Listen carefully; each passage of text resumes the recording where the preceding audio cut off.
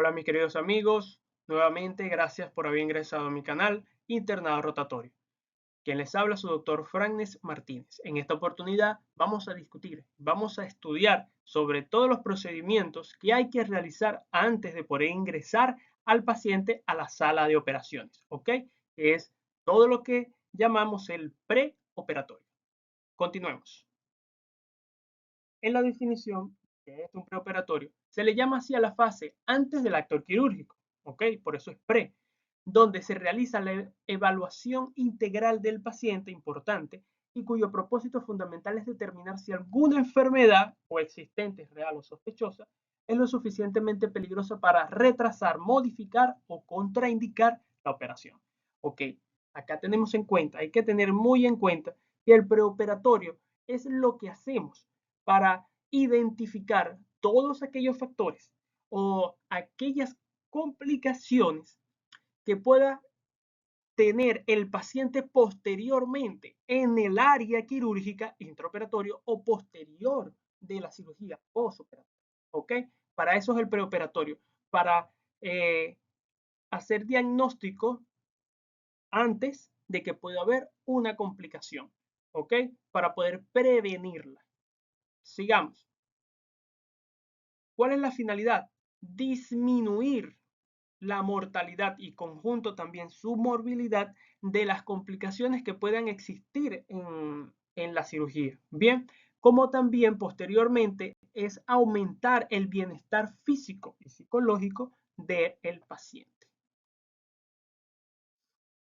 Ahora, en el preoperatorio hay que tener en cuenta que depende también, depende de qué, si es una cirugía electiva o es una cirugía de emergencia. Bien, si es una cirugía electiva, o sea, que se planifica, primeramente tiene una etapa de consulta.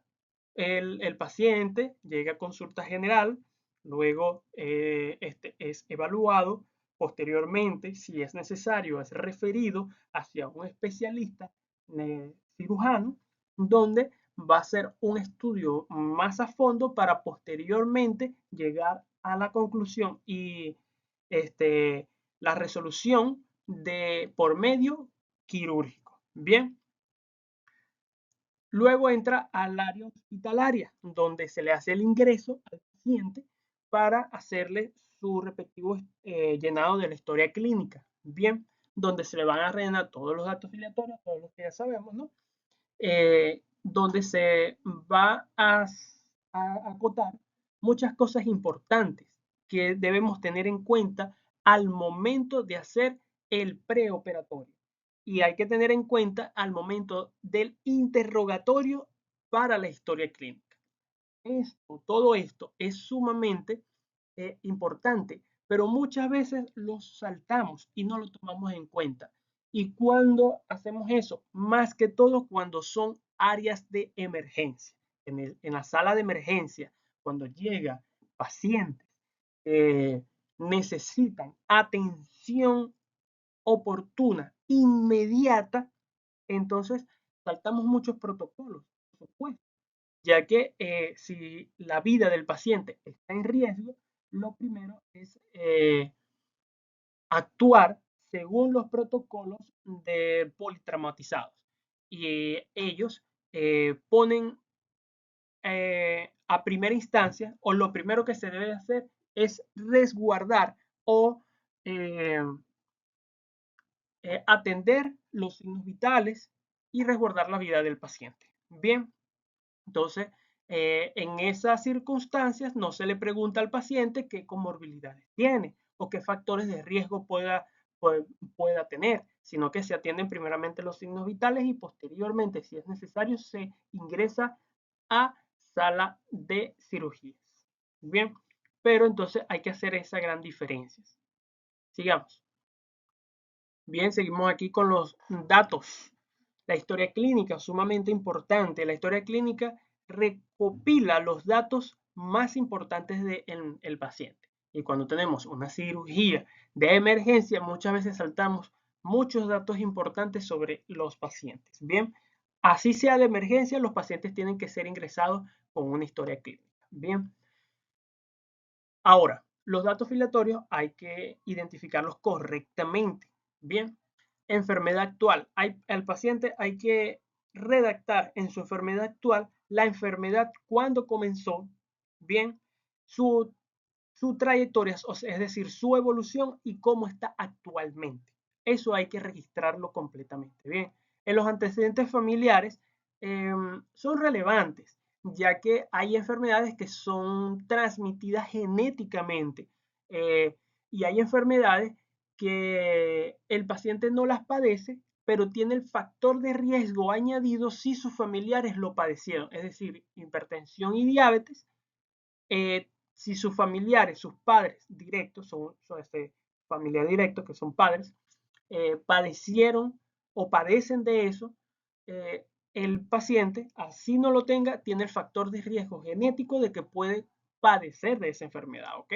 Entonces es sumamente importante que sea registrado. Y si los familiares fallecieron, es importante decir si fallecieron por esa misma patología. En cuanto a los antecedentes personales, sumamente importante que nosotros tenemos que recargar, tenemos que resaltar aquellos factores, aquellas comorbilidades que el paciente pueda tener. Hipertensión, asma, diabetes es lo que más preguntamos, pero también están las patologías o alteraciones renales, vasculares y cerebrales. Sumamente importante esas también. ¿Ok? No solamente eso, sino aquellas alergias, alergia a medicamentos, sumamente importante eso. Hay que preguntarle al paciente eso. ¿Qué alergia tiene el paciente? A veces pueden hacer reacciones a los medicamentos, ¿bien? O preguntarle si alguna vez ha consumido cierto grupo de medicamentos, ¿ok? Y ni siquiera sabemos si es alérgico o no porque nunca los ha consumido. Eso es una de las cosas que no se toman en cuenta o que se pueden saltar al momento de ingresar a un paciente de emergencia. Ahora, otro antecedente personal importante son los antecedentes quirúrgicos, si ha sido intervenido anteriormente. ¿Y de qué? ¿Por qué? ¿Y hace cuánto tiempo fue? ¿Ok? El interrogatorio, ya cuando entra al examen físico, cuando entra a lo subjetivo, ¿no? Porque se separa en subjetivo y objetivo, debe ser por aparatos y por sistemas. Bien. En cuanto al examen físico, debe ser completo, cefalocaudal, ¿ok? Y especificar o recargar o enfocarse más en el sistema que va a ser intervenido a la sala quirúrgica. Bien, los paraclínicos, los exámenes que hay que realizarle con antelación al paciente. Muchos pacientes eh, tienden a hacer sus exámenes de laboratorio, ¿ok? Con antelación, pero a veces con demasiada antelación. Cuando se acerca la fecha del día de la cirugía, entonces se presentan al área hospitalaria. Resulta que los exámenes de laboratorio tienen más de 2, 3 semanas, hasta de un mes que se les realizó. Depende del tipo de cirugía que se le va a realizar y depende del protocolo o de las exigencias del servicio, esos laboratorios van a estar vigentes o no, ¿ok? Pero lo más recomendable es que sean lo más vigente y lo más actualizado posible. Ahora, en cuanto a los diagnósticos, obviamente el paciente, el primer diagnóstico es el motivo por el cual va a ser intervenido, el motivo por el cual se le va a hacer una cirugía, ¿ok? Colocamos el ejemplo de una hernia inguinal, nuevamente. Ok, esa va a ser hernia inguinal derecha, estrangulada, bueno, no estrangulada, porque si es estrangulada es de emergencia, entonces no estrangulada, ¿bien? Entonces, ese es el primer diagnóstico. Pero posteriormente, en el interrogatorio, en los antecedentes personales, se le preguntó al paciente que si era hipertenso. Ah, sí, soy hipertenso. Ok, entonces ese es el segundo diagnóstico. Pero visualmente, podemos ver que el paciente es obeso. Entonces, se le saca el índice de masa corporal y determinamos que eh, el paciente tiene una obesidad tipo 1. Entonces es un factor de riesgo. Ahora, hay cosas que no la podemos ni interrogar, ni ver, ni examinar. O sea, ni subjetiva ni objetivamente, sino que tenemos que irnos a los paraclínicos. Entonces llegan los exámenes de laboratorio y resulta que el paciente tiene los niveles de azúcar altos, ¿ok? Los niveles de glucosa mayor de 200. Entonces hay que hacer un estudio más a fondo y determinamos que el paciente también es diabético. Entonces hay que corroborar eso y para eso son los paraclínicos. Si no lo hubiésemos hecho, el paciente hubiese ido a la sala de cirugía con esa alteración. Primero hay que acomodarlo, hay que compensarlo para poder ser intervenido quirúrgicamente. Y una cosa importante aquí es el consentimiento informado. Los pacientes tienen que firmar un consentimiento informado. Seguimos. Bien, tenemos los exámenes de rutina preoperatorio. Aquí, como ya lo he comentado, tenemos la hematología completa. Bien, que aquí vamos a determinar una de las cosas sumamente más importantes y que ocurre mucho con los pacientes, los que tienen la hemoglobina baja, que tienen anemia. Bien, pasa bastante. Eso hay que corregirlo. Bien, porque el paciente en la cirugía pierde sangre y entonces si tiene la hemoglobina baja puede bajar todavía más y puede hacer una descompensación el paciente, puede tener hemorragia también eh, y tiene que ser compensado o bien o por lo mínimo tener intraoperatoriamente varias unidades de concentrados globulares mientras que está andando la cirugía se le están colocando concentrados globulares. Como ya lo he comentado, la glicemia, el azúcar en sangre, que esté compensada. La urea y creatinina. ¿La urea y creatinina para qué es? Para saber la función renal. Si ese paciente se le va a colocar antibiótico, así sea profiláctico, hay que saber la función renal, porque puede haber daño hepático. ¿Ok? Daño renal, perdón. Daño renal. TP y TPT, que son los tiempos de coagulación. Si los tiempos de coagulación están alargados, ¿ok? El paciente sufrirá una hemorragia en el quirófano. Entonces es sumamente importante que los tiempos estén compensados. Si no lo están, hay que hacerlo con plasma fresco congelado. Es por lo general. ¿Ok? Son enfermedades serias, muy contagiosas y que por fluidos, por sangre, es contagiada. ¿Pues? Entonces el personal médico tiene que estar muy bien protegido y tiene que estar enterado de la condición que pueda tener o no este paciente. Y el tipiaje sanguíneo, por lo mismo que ya le he dicho, si de repente el paciente no tiene anemia, okay, el paciente no tiene descontrol en sus tiempos de coagulación, fin, pero hubo una pequeña complicación en el quirófano y el paciente perdió mucha sangre, pero se pudo reparar la pérdida sanguínea, alguna hemorragia, eso puede pasar, es normal, es común, pero hay que reponerle esa sangre, hay que saber el sanguíneo para eso, sumamente importante para ello. Y bueno, preparar y tener listo en el banco de sangre a los concentrados globulares eh, para posteriormente de la cirugía. ¿Ok? Eso se hace preoperatoriamente. ¿Ok? Seguimos acá. Exámenes adicionales. ¿Ok? Estos exámenes adicionales dependerán y van a estar condicionados según el paciente, según lo que el paciente necesite o según las patologías de base que el paciente tenga también.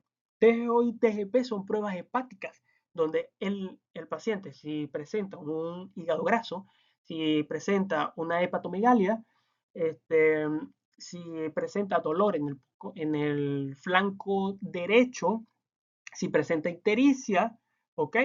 Entonces, todos esos son signos que puedan hacernos nosotros creer que necesita ese estudio de laboratorio.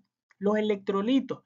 Es muy fácil hacer descompensaciones hidroelectrolíticas de sodio, de potasio, de magnesio, de calcio. Entonces, todos ellos también es sumamente importante. Aunque estos son más fáciles de reponer, pueden llevar a muchas complicaciones intraoperatorias y postoperatorias, ¿ok? Prueba de embarazo, aquellas pacientes, mujeres en edad fértil, en edad reproductiva y que admitan que son sexualmente activas. Bien, examen de S, ¿ok? Examen de S son aquellos pacientes que posiblemente en zonas endémicas donde haya muchas enfermedades que puedan ser transmitidas por las S, no solamente S humanas, sino por S de animales. Bien. Eh, También examen de orina, ¿ok? También, esto más que todo pasa con las mujeres embarazadas donde tienen bacteriuria asintomática. Electrocardiograma, aquellos pacientes que tienen afecciones cardíacas, bien, que admitan que tienen arritmias cardíacas, eso es sumamente importante también. Y pacientes de edad avanzada. Rayos X de tórax, aquellos pacientes que hayan tenido una estadía prolongada en el hospital, ¿ok? Porque pueden hacer neumonía, ¿ok? Intrahospitalaria.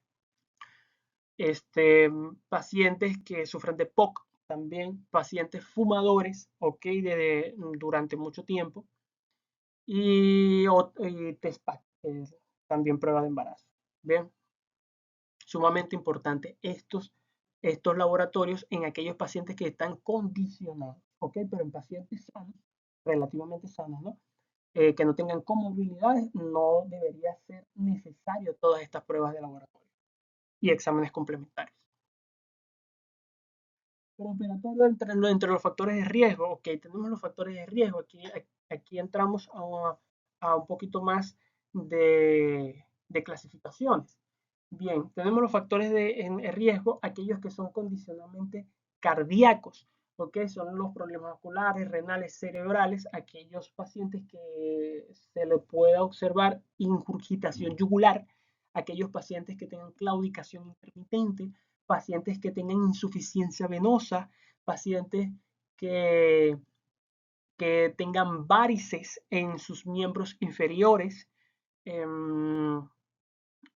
pacientes que tengan algún tipo de alteración renal, falla renal, donde la urea y creatinina salgan alteradas, pacientes que tengan antecedentes de accidentes cerebrovasculares o enfermedad cerebrovascular, para ser más actualizados, entre otros. Todos esos son factores de riesgo, también son antecedentes, pero son factores de riesgo que condicionan al paciente a aumentar la mortalidad en el acto operatorio. Y luego tenemos aquellas condiciones no cardíacas que afectan muchísimo la condición del paciente, que son edad avanzada. ¿Ok? La edad avanzada es un factor no cardíaco, un factor de riesgo sumamente importante. La desnutrición, sumamente importante los pacientes desnutridos, porque primeramente no van a hacer un proceso de cicatrización adecuado y tampoco van a hacer una recuperación postoperatoria adecuada y que tampoco van a tener buena respuesta al trauma, a la injuria que va a tener el paciente intraoperatoriamente.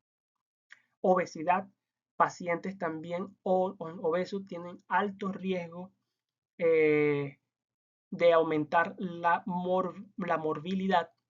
El sedentarismo también es ello. El tabaco también es un factor de riesgo sumamente importante. El alcoholismo también. El tabaco porque altera los vasos sanguíneos y las vías respiratorias. Entonces los vasos sanguíneos no, no fluye suficiente sangre ni tampoco suficiente oxígeno. Y en las vías respiratorias es problemático para la anestesia porque no abarca completamente como debería hacer la anestesia y hasta a veces puede hacer efectos adversos. Y el alcoholismo tiene efecto hepático donde se metabolizan todos los medicamentos y muchas otras sustancias, como dicen los profesores, como nos enseñan en la escuela de medicina, que el laboratorio o la farmacia del cuerpo humano es el hígado. Ok, factores anestésicos, más de lo mismo. Es sumamente importante evaluar esto. Los factores cardiovasculares, hepáticos y también las vías respiratorias, ¿ok? Eso lo evalúa la parte de anestesia. Factores de ámbito hospitalario. El paciente tiene cuánto tiempo en el área hospitalaria, tiene poco o tiene mucho tiempo. Todo eso es un factor de riesgo importante. Por lo general, cuando son cirugías electivas, si se planifica para el día lunes, tienen que ingresar el domingo en la tarde. O si es el lunes en la tarde de la cirugía, se ingresa el lunes en la mañana. ¿Ok? Entonces, todo depende del tipo de cirugía que se le vaya a realizar. Todo depende. Depende del área hospitalaria, depende del paciente, depende de los insumos, depende de la disposición de los cirujanos, la disponibilidad de cupo quirúrgico, entre otras cosas. Ahora vamos a hablar de algo sumamente importante, que es el riesgo quirúrgico preoperatorio. Bien, esto se calcula o se clasifica según unos tipos de clasificaciones. Tenemos varias, hay muchísimas. Aquí solamente les traje unas pocas. Tenemos el ASA, que ya la vamos a estudiar, y tenemos el Goldman y Caldera, también la vamos a estudiar.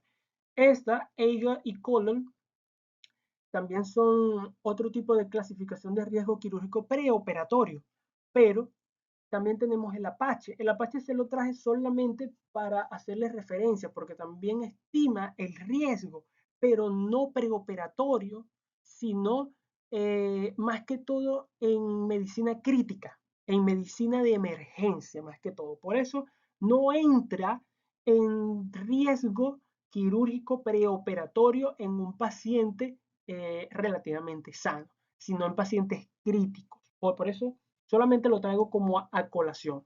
En los temas posteriormente que vamos a tener, a discutir en este canal de medicina de emergencia y medicina crítica de urgencia, vamos a estar hablando más sobre este tipo de clasificaciones más específicas. Bien, vamos a hablar un poquito más de esta clasificación.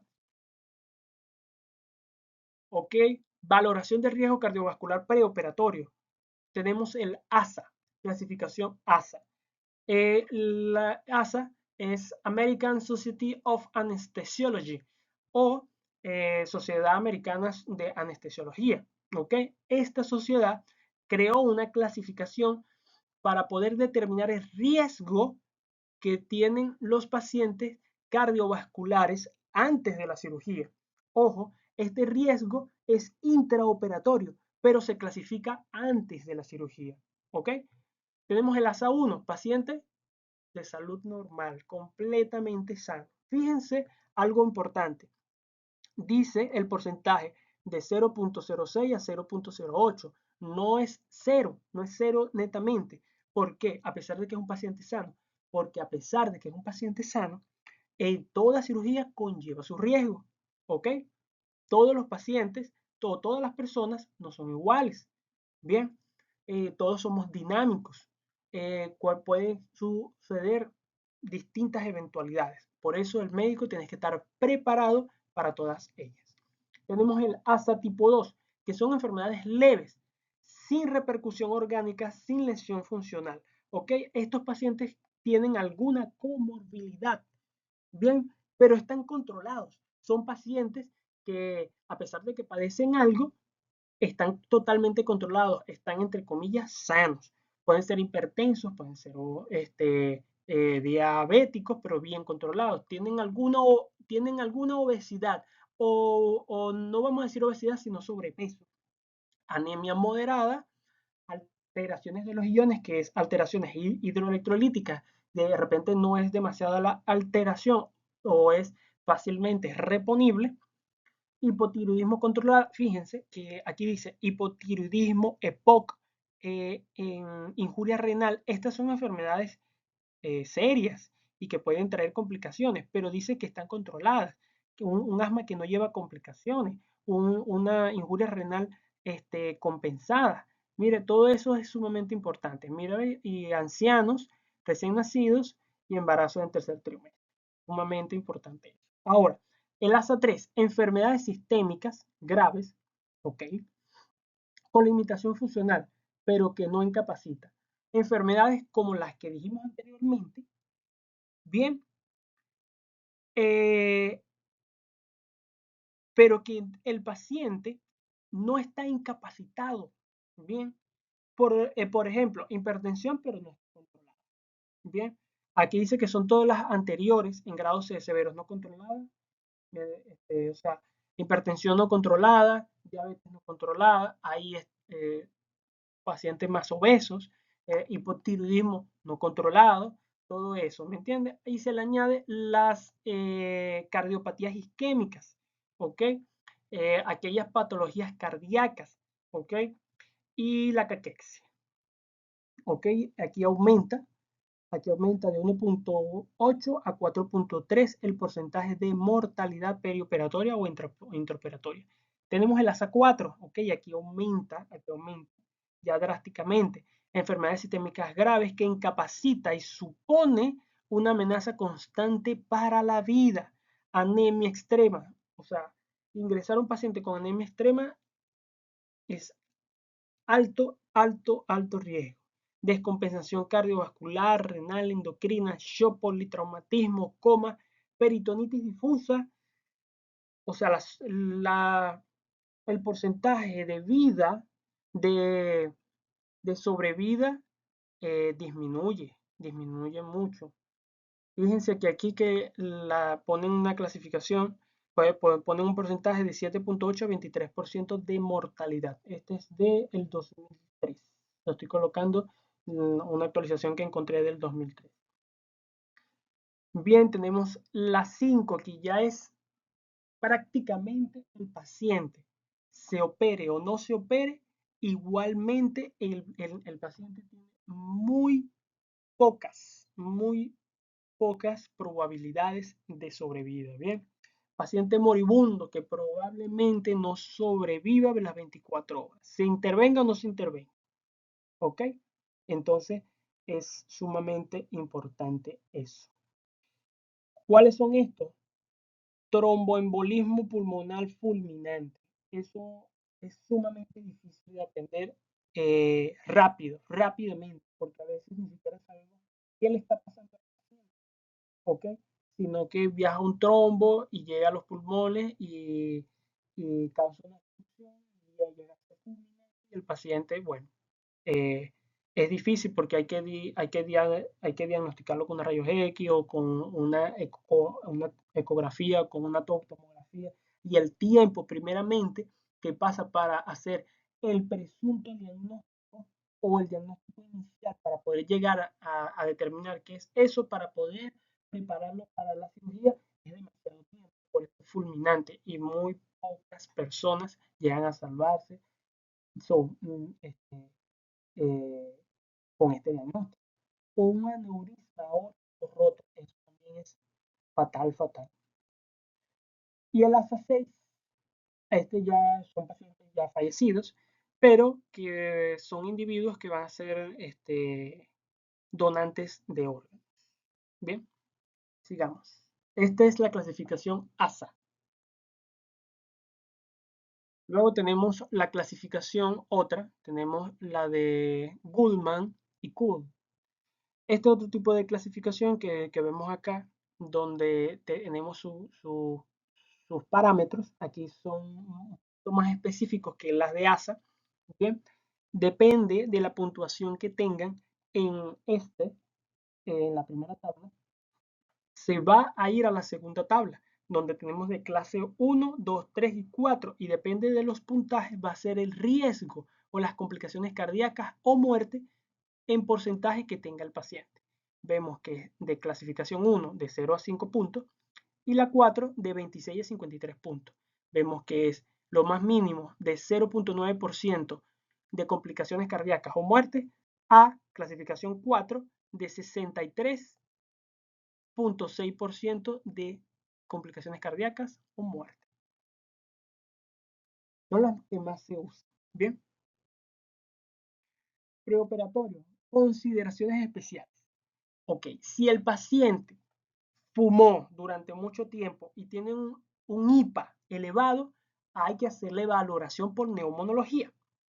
Si el paciente tiene una injuria renal, tiene algún tipo de falla renal, tiene que tener alguna valoración por nefrología. Y eso es sumamente importante porque el nefrólogo va a determinar si está capacitado o no para poder ingresar a cirugía, depende de la cirugía que necesite el paciente también, y también si hay que hacer ajustes, en los medicamentos, ¿ok? Hepatología, si el paciente sufre de algún daño hepático, sumamente importante. Endocrinología, si el paciente sufre alguna alteración en la tiroides o alguna enfermedad hormonal, ¿ok? Hematología, si el paciente sufre de alguna alteración en la sangre, ¿ok? Como algún tipo de anemia eh,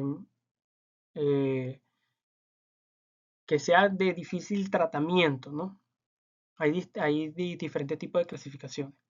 Y psicología y psiquiatría, si aquel paciente necesita atención de estos ámbitos también. Quiero hacer un pequeño paréntesis allí, ya que hay muchos pacientes que no se le da la atención psicológica adecuada, ¿bien? Ya que el mismo médico hace de mm, psicólogo al atender al paciente y hablar con el paciente, pero nada como el profesional, ¿ok? Que habla con los pacientes que deben tener alguna intervención. Hay pacientes que tienen algunas patologías y no se quieren operar por temor, porque han escuchado muchas cosas y temen a la cirugía. Algunos pacientes con hernias y andan por allí con sus hernias, pero mientras que no les duela, ellos se sienten bien. Algunos pacientes con ciertos tumores, ellos con tal que no les sea incapacitantes y ellos están tranquilos con sus tumores, pero que pueden ser resueltos quirúrgicamente y que pueden prevenir enfermedades y complicaciones posteriores. Para eso están los psicólogos. Bien, sigamos. Luego tenemos el sumamente importante, antibiótico terapia profiláctica, lo tengo en pregunta, ¿ok? Tenemos clasificaciones, clase 1, 2, 3 y 4. 1 no se usa, 2 una dosis y el 3 y 4 doble cobertura, doble antibiótico. ¿Qué pasa? Esto es muy discutido dentro de la comunidad médica, donde se utiliza antibióticos antes de la cirugía preoperatoria, ¿ok? Profiláctico para prevenir enfermedades, tanto infecciones de sitio operatorio como algunas otras enfermedades sistémicas que puedan tener el paciente. Bien, entonces depende de la clasificación que se encuentre el paciente, se debe colocar antibiótico profiláctico. Bien, eh, ¿cuáles son estos pacientes? Aquel paciente sano que va a su consulta, que su cirugía es electiva, no deberían colocarle antibiótico profiláctico. Bien, en la clase 2 penetran en el aparato digestivo o respiratorio sin contaminación significativa. Aquellos pacientes que de repente tuvieron algún accidente doméstico, por no decir automovilístico, con algún accidente doméstico donde tuvo alguna perforación abdominal, por no decir intestinal, solamente abdominal, ¿ok?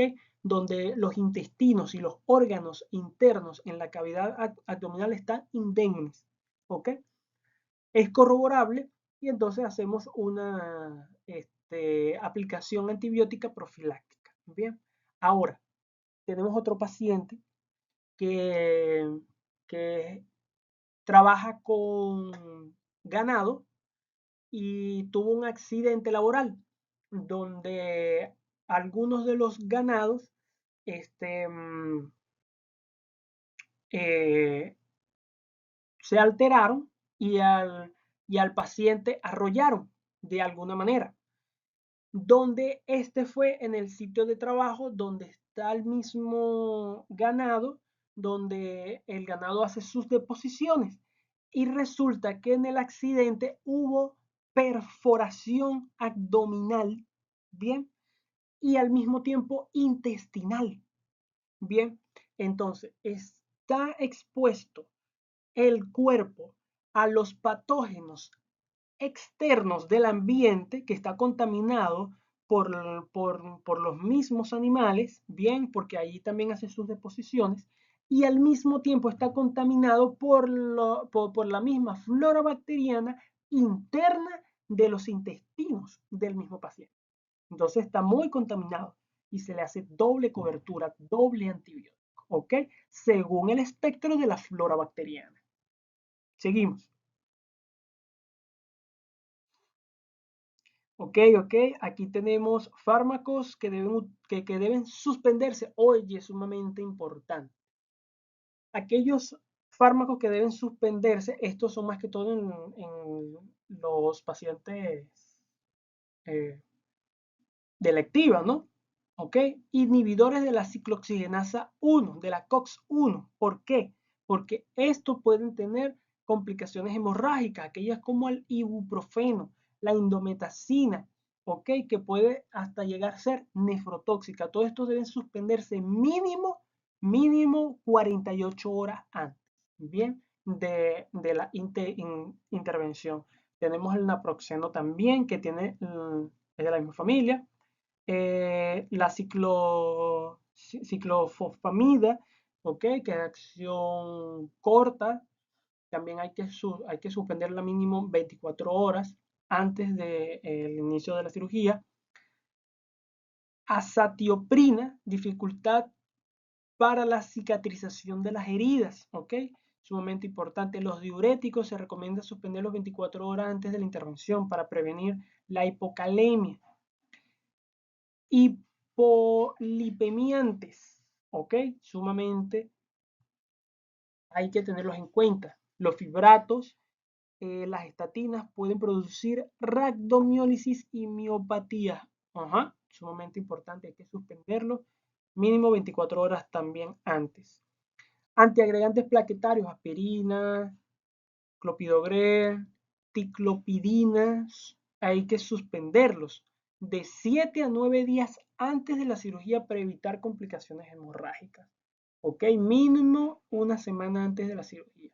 Y esto no va a llevar complicaciones este, de tromboembolismo. Bien.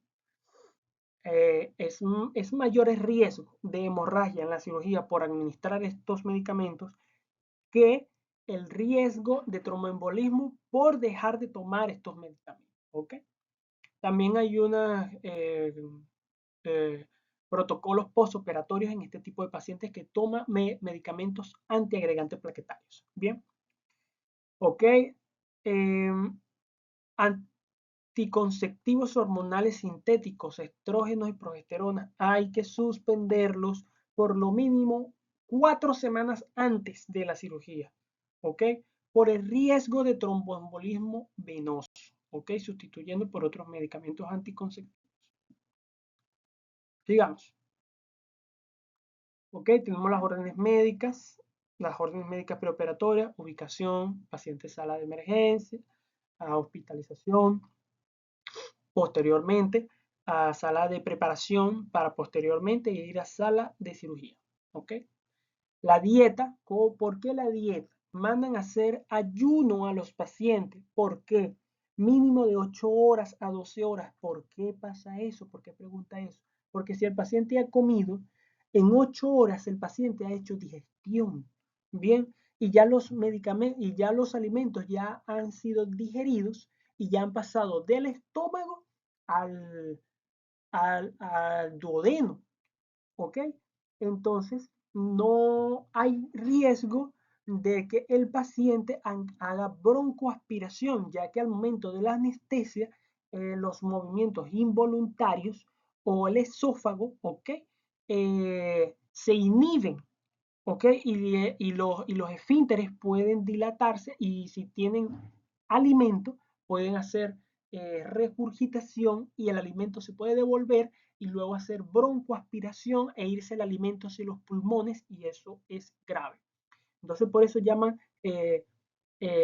piden que sea de 8 horas mínimo para que el estómago haga su digestión y no haya riesgo de broncoaspiración. La hidratación es sumamente importante, que el paciente esté bien hidratado. Medicamentos endovenosos, ¿ok? Si se le va a colocar medicamentos endovenosos, subcutáneo, intramuscular o vía oral. Hay que especificarlos bien. Solicitud de derivados, si es necesario, como ya les he dicho, pacientes que tengan eh,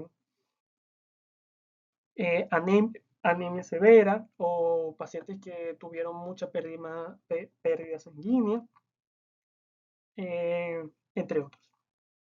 Los laboratorios pertinentes, que ya lo hemos discutido, estudios de imágenes si son necesarias, interconsulta con los otros especialistas de ser necesario, procedimientos de enfermería, toma de signos vitales, preparación del paciente, monitoreo del paciente con sus signos vitales, ¿ok? Digamos, ok, aquí tenemos la bibliografía de donde me basé para poder hacer el estudio de este tema. Ok, muchachos, espero que les haya gustado. Si les gusta mi contenido, por favor suscríbanse, denle like y los espero en los comentarios. Si quieren algún aporte, algo que ustedes quisieran aportarme, está bienvenido. Los invito a que me sigan en mis otras redes sociales. Bien. Y el próximo video será sobre intraoperatorio y posteriormente postoperatorio. ¿Ok? Bendiciones, muchas gracias.